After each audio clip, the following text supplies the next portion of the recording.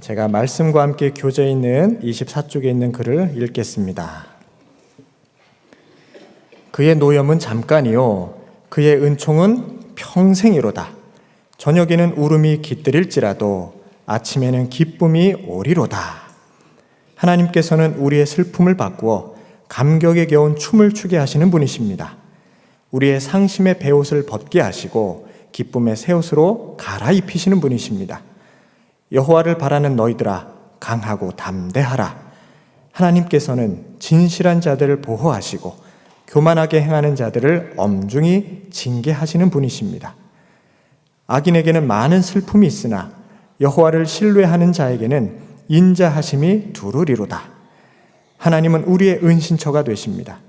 환난에서 우리를 보호하시고 마지막엔 구원의 노래를 부르게 하십니다. 아멘. 이 말씀을 믿으십니까?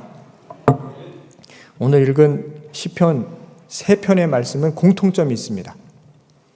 30편, 31편, 32편 3편의 시를 우리가 읽었는데 이 3편 시의 공통점이 무엇일까요? 자, 이 시편에는 제목이 달려 있거든요. 표제어를 보시면 시편 30편 맨 위에 다윗의 시, 곧 성전 낙성가 이렇게 되어 있습니다. 그러니까 성전을 낙성할 때 우리 다윗이 법궤를 예루살렘 성전으로 들고 와서 이제 성전을 짓죠. 솔로몬 성전하고는 다릅니다. 법궤를 두는 그 성전을 짓고 낙성할 때에 기뻐서 부르는 노래 이 뜻입니다. 31편의 표제어를 보시면 다윗의 시, 인도자를 따라 부르는 노래. 32편 보시죠. 32편에는 다윗의 마스길 이렇게 되어 있습니다. 마스길이 무슨 뜻이냐면 교훈 이런 뜻입니다. 다윗이 일평생 살아오면서 신앙생활하면서 깨달은 것들을 좁게는 가족에게 주는 글이고 넓게는 이스라엘 백성들에게 주는 교훈, 이게 마스길입니다. 자, 그러니까 시편 30편, 31편, 32편 이 3편의 시의 공통점은 무엇일까요? 다윗이 썼다는 겁니다. 쉽죠? 다윗이 썼다는 겁니다. 이 시를 지은 사람이 다윗입니다. 다윗이 훌륭한 군사 전략가였고 또 훌륭한 지도자 왕이었고 또 거기에다가 하프 연주까지 잘하는 음악가였습니다. 여기에다가 문학적 재능까지 있어서 시도 잘 썼죠. 하여튼 하나님께서 좋은 거는 정말 많이 받은 훌륭한 사람임에 틀림없습니다. 자, 그런데 이 다윗이 쓴 시를 쭉 읽어보면 가슴 절절한 내용들로 가득 차 있습니다. 어제 담임 목사님께서 영혼의 어두운 밤에 대해서 설명을 해주셨는데 다윗에게 영혼의 어두운 밤은 하루 이틀이 아니고요. 한 달, 2달도 아니고요. 1, 2년도 아니었습니다. 무려 10여 년간 계속되었습니다. 다윗이 왜 이런 시를 쓰게 되었나? 잠시 다윗의 인생을 짧지만 한번 돌아보도록 하겠습니다. 다윗이 역사의 전면에 등장했을 때가 10대 중반 후반의 나이입니다. 골리앗과 맞닥뜨려서 물맷돌 하나 가지고 골리앗을 쓰러뜨리죠. 이러면서 역사의 전면에 등장합니다. 그때 나이가 10대 후반, 어리게 잡으면 한 15, 16살 정도 되었을까? 그 정도 나이입니다. 자, 그런데 이 사건 때문에 온 이스라엘 백성들이 다윗을 칭송합니다. 뭐라고 칭송하냐면 사울은 천천인데 다윗은 만만이로세. 이게 당시 이스라엘에서 유행하던 노래였습니다. 사울이 누굽니까? 이스라엘의 임금님, 당시 임금님이 사울이고 다윗은 누굽니까? 저 시골 마을 베들레헴에서 올라온 무명의 목동입니다. 어린 소년 목동입니다. 그런데 이스라엘 백성들이 왕은 천천인데 저 어린 소년은 만만이로세. 이렇게 노래를 합니다. 자, 이 일로 인해서 사울 임금님이 다윗을 부마로 삼죠. 자신의 사위로 삼습니다. 그래서 일약 전국구 스타가 됩니다. 베들레헴 시골 출신이었는데 보잘것없는 목독이었는데 심지어 아버지 이세조차 저 막내 아이는 뭐 별로 볼 거 없습니다. 이렇게 생각하던 아이였는데 어느 날 갑자기 왕의 부마가 되면서 이스라엘의 유력한 사람으로 떠오릅니다. 여기서부터 영혼의 밤이 시작되죠. 누구나 사람들이 부러워하겠죠. 왕의 사위가 되었습니까? 그런데 정작 왕 사울은 자기의 사위이자 부하였던 다윗을 미워합니다. 시기 질투합니다. 그래서 죽이려고 하죠. 죽이려고 합니다. 자기 부하 장수이고 사위인데 죽이려고 합니다. 그래서 결국 다윗이 이스라엘 안에, 왕궁 안에 머무르지 못하고 몸을 피해서 도망합니다. 신광야로 도망을 다니고 아둘람 동굴에 몸을 피하고, 그런데 사울 임금이 수색대를 조직해서 다윗의 목숨을 거두기 위해서 바짝 쫓아오자 다윗이 더 이상 이스라엘에 숨을 데가 없구나 생각해서 어디까지 도망을 가냐면 옆에 나라 블레셋까지 망명을 갑니다. 블레셋이 어떤 나라입니까? 당시 이스라엘의 주적입니다. 주적. 전쟁만 벌어지면 이스라엘과 블레셋이 싸우는 나라입니다. 다윗이 어떤 사람입니까? 블레셋의 최고의 장수 골리앗을 죽인 사람입니다. 그런 다윗이 어디로 도망가는고 하니 블레셋으로 도망을 갑니다. 얼마나 몸을 피할 데가 없으면, 얼마나 사울 임금이 무서웠으면 자기가 원수인 골리앗 장수를 죽인 그 나라 블레셋으로 도망을 갔겠습니까? 블레셋 임금이 너무너무 좋아했죠. 다윗이 이 나라로 도망을 왔다는 소식을 듣고 부릅니다. 블레셋 임금이 불러놓고 옳거니 요거 호박이 넘꿀죄로 들어왔구나. 요 다윗 요 친구만 내가 잘 거르고 달래고 하면은 저 이스라엘을 치는 것도 하루아침에 가능하겠다. 이 생각을 했겠죠. 블레셋 임금이. 불러놓고 다윗을 보려고 했는데 블레셋 임금 앞에 불려가서 다윗이 어떻게 합니까? 미친 척합니다. 미친 척합니다. 내용 다 아시죠? 처음 들으시는 내용 아니시죠? 예, 처음 들으시는 듯한 표정으로 저를 보셔서 이 블레셋 임금 앞에서 다윗이 미친 척을 하는데 성경의 기록을 보면 침을 흘려요. 침을 흘려서 수염을 적셨다 이렇게 나옵니다. 하면서 침을 질질 흘립니다. 그러니까 블레셋 임금이 직접 신문을 하려고 하는데 그 앞에서 하면서 침을 흘리고 있습니다.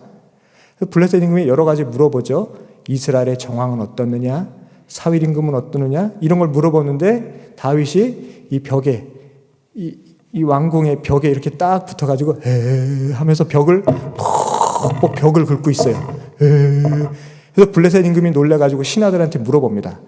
제 저거 정상이야? 이렇게 물어봅니다. 그러니까 신하들이 미친 것 같습니다. 이렇게 대답을 하죠. 그래서 블레셋 임금이 그걸 보고 사울이 자기 사위를 죽이려고 한다더니 애가 저 모양이 돼서 이렇게 된 거구나. 그래서 블레셋이 임금이 아이고 불쌍하니까 목숨만은 살려줘라. 혹시 나중에 쓸모가 있을지 모르니까 저 지방에다가 일단 성 안에 감금을 해놓고 일단 내버려 두어라. 이래서 다윗이 목숨을 건집니다. 이런 치욕적인 생활을 얼마나 한다고요? 10여 년. 다윗이 왕 위에 오를 때 나이가 30살입니다. 헤브론에서 왕이 오를 때 나이가 30살이라고 기록이 되어 있어요. 생각을 해보십시오. 사울 임금 앞에서 쫓겨날 때가 빠르면 10대 후반이고 늦으면 20대 초반의 나이입니다. 계산하기 쉽게 딱 10년이라고 쳐도 이 다윗이 20대 청춘, 미래를 꿈꾸고 신나게 여행 다니고 친구들하고 어울릴 그 나이에 20대 청춘의 나이에 목숨을 구하려고 신광야로 쫓겨다니고 아둘람 동굴에서 유리방황을 하고 주적이었던 블레셋으로 망명을 갑니다. 꽃과 같은 20대 청춘을 이렇게 보냅니다. 자, 이 다윗을 기억하셔야 됩니다. 이 고난의 세월 그 10년을 잊어버리고 다윗이 왕 위에 오를 때 그 영화로운 생각만 하시면 이 시편은 전혀 이해가 안 됩니다. 자, 그래서 다시 본문으로 돌아오겠습니다. 31편 1절의 말씀을 보십시오. 다윗이 이렇게 노래합니다. 여호와여, 내가 죽게 피하오니 나를 영원히 부끄럽게 하지 마시고 주의 공의로 나를 건지소서. 다윗이 내가 죽게 피합니다 라고 노래합니다. 다윗의 20대 시절을 기억해 보십시오. 다윗이 자기 한 몸 맡길 데가 없었습니다. 자기 한 몸 맡길 데가 없었습니다. 고향 베들레헴으로 돌아갔다가는 아버지 이새와 모든 형제들이 다 죽습니다. 누구 때문에? 나 때문에. 고향에 가서 몸을 의탁할 수 없습니다. 형님들한테 내 한 몸 의탁할 수가 없습니다. 좌우를 둘러봐도 나를 도와주고 나를 살려줄 만한 사람 아무도 보이지 않습니다. 그럴 때 다윗이 뭐라고 고백합니까? 주님, 제가 죽게 피합니다. 나 자신을 한번 돌이켜 보시기 바랍니다. 어려운 일 당했을 때에, 사업에서 곤란함을 겪었을 때에, 직장 생활에서 인간관계 때문에 힘들 때에 그때 뭐라고 노래하십니까? 하나님 앞에 뭐라고 기도하십니까? 주여, 제가 돈만 조금 많았다면 이런 수모를 당하지 않았을 것을, 제가 권력이 조금만 있었다면 이런 어려움을 겪지 않았을 것을 왜 나에게 돈을 안 주십니까? 왜 나에게 힘을 안 주십니까? 혹시 이렇게 기도하십니까? 단언컨대 잘못된 기도입니다. 수많은 재물 뒤에 숨지 마십시오. 권력자 뒤에 몸을 피하지 마십시오. 이 세상에서 나를 보호할 수 있는 것 아무것도 없습니다. 돈, 하루아침에 사라질 수 있습니다. 권력, 모래 위의 성과 같습니다. 오직 의지할 것은 무엇입니까? 영원히 변하지 않으시는 여호와 하나님 한 분뿐입니다. 다윗이 광야에서 발견한 것이 바로 이겁니다. 다윗의 일생을 붙들었던 게 바로 하나님 신앙입니다. 내가 이 한 몸 의지할 곳이 없을 때에, 아무도 나를 돌아볼 사람이 없을 때에, 주여, 내가 누구에게 피하겠습니까?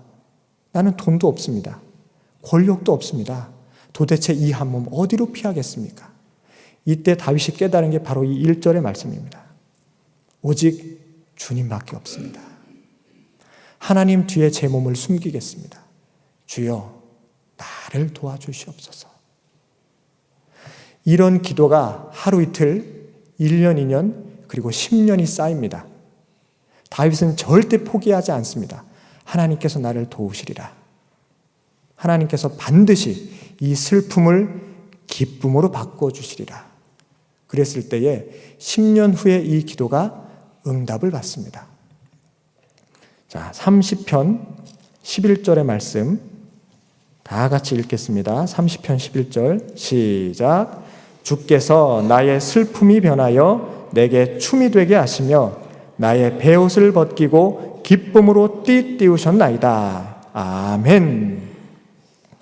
10년간의 모진 고통, 참으로 절박한 영혼의 어두운 밤을 지나고 나서 왕이 되었을 때에, 그리고 예루살렘의 도읍지를 정하고 하나님의 법궤를 예루살렘 성 안으로 가지고 왔을 때에 다윗의 고백이 바로 이 11절입니다. 우리 주님께서는 나의 슬픔이 변하여 내가 춤추게 하셨습니다. 예루살렘 성으로 법궤가 들어올 때에 다윗이 춤을 춥니다. 어떻게 춤을 췄냐면 옷이 벗겨질 정도로 정말 열심히 격렬하게 춤을 췄습니다. 그런데 그 춤추는 모습을 보고 자기의 아내였던 미갈이 다윗을 흉봅니다. 아이고, 왕이란 사람이 채신머리 없이 뭐 하는 짓인고 저게, 이렇게 흉을 봅니다. 자기 아내가 흉을 볼 정도로 다윗이 너무 기뻐서 모라 상태까지 이르러서 법궤가 들어오는 걸 보고 너무 기뻐 덩실덩실 춤을 춥니다. 이 다윗의 마음을 꼭 기억하시기 바랍니다. 미갈은 이해하지를 못하죠. 광야 10년을 겪어보지 않았기 때문에. 미갈은 왕궁에서 편하게 살았습니다. 사울 임금의 딸로, 공주로. 그러니 다윗의 마음을 이해할 수가 없죠. 화살이 빗발치고 사울이 자기 목숨을 노리고 있는데, 심지어 저 블레셋에 가서 미치천까지 했는데, 그 모든 어렵고 곤란했던 10년의 세월을 뒤로하고 이제 도읍지를 정하고 법궤가 들어왔는데 어찌 아니 기쁘겠습니까? 이 다윗의 노래입니다. 나의 슬픔이 변하여 춤이 되게 하셨습니다. 나의 베옷을 벗기셨습니다. 베옷은 언제 입는 옷입니까? 장례가 났을 때 입는 옷입니다. 내 피부치가 죽었을 때 입는 옷이 베옷입니다. 그런데 다윗이 노래하기를 이제는 나의 베옷, 이 상복을 벗기시고 기쁨의 띠를 두르게 하셨습니다. 이게 다윗의 고백이었습니다. 하나님, 이미 어린 소년 시절에 내가 왕이 될 것이라고 기름을 부어주셨는데 10년간의 모진 고통을 겪고 이제서야 왕이 됩니다. 이제서야 법궤를 이 예루살렘 성으로 가지고 들어옵니다. 하나님, 이제는 나의 베옷을 벗겠습니다. 슬픔의 상복을 벗겠습니다. 이제 기쁨의 띠를 띠고 늘 기쁨과 감사함으로 이 나라 복된 백성들을 하나님의 마음으로 잘 다스리겠습니다. 이 다윗의 고백과 결단이 바로 이 한 절에 나와 있습니다. 슬픔이 변하여 기쁨이 되고 베옷을 벗고 기쁨의 띠를 띠겠나이다. 혹시 영혼의 어두운 밤을 지내고 계신다면 이 11절 말씀을 꼭 기억하시기 바랍니다. 간절히 기도하시면 하나님께서는 언젠가 반드시 슬픔이 사라지게 하시고 기쁨이 가득 차게 하십니다. 슬픔의 베옷을 벗게 하시고 기쁨의 띠로 나를 두르십니다. 믿으시기 바랍니다. 다윗의 길을 걸으실지라도 하나님, 이 고난의 광야 언젠가는 지날 줄 믿습니다. 하나님께서 약속하신 그 땅 예루살렘으로 들어가게 될 줄 믿습니다. 그러니 한시도 하나님을 향한 이 마음, 이 믿음 꺾이지 않게 하시고 주만 붙들게 하여 주시옵소서. 이 새벽에 이렇게 기도했으면 좋겠습니다. 우리 마지막으로 32편 8절의 말씀, 32편 8절의 말씀 함께 읽겠습니다. 시작. 내가 내 갈 길을 가르쳐 보이고 너를 주목하여 훈계하리로다. 아멘. 하나님께서는 나에게 길을 내주시는 분입니다. 앞뒤 좌우가 꽉 막혀서 아무런 길이 보이지 않고 주여, 너무 막막합니다. 주여, 제가 어떻게 해야 좋겠습니까? 라고 간절히 기도하실 때에 하나님께서는 길을 내시는 분입니다. 길을 보고 싶으십니까? 하나님을 붙드십시오. 더욱더 간절히 기도하십시오. 그러면 하나님께서 분명히 응답하십니다. 주께서 나를 주목하여 보시고 훈계하리로다. 훈계는 꾸짖으시겠다는 말씀이 아니고 길을 보여주셔서 나를 이끌어 주시겠다는 뜻입니다. 이 하나님을 믿으시기 바랍니다. 하나님은 결단코 우리를 버리지 않으십니다.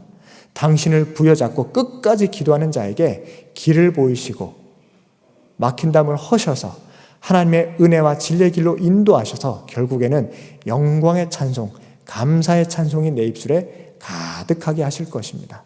그 하나님 믿으시고 이 새벽에도 간절히 기도하심으로 하나님, 이제 다윗의 고백, 내 고백 되게 하여 주시옵소서. 이렇게 기도하시는 저와 여러분 되시기를 간절히 축원드립니다. 아멘.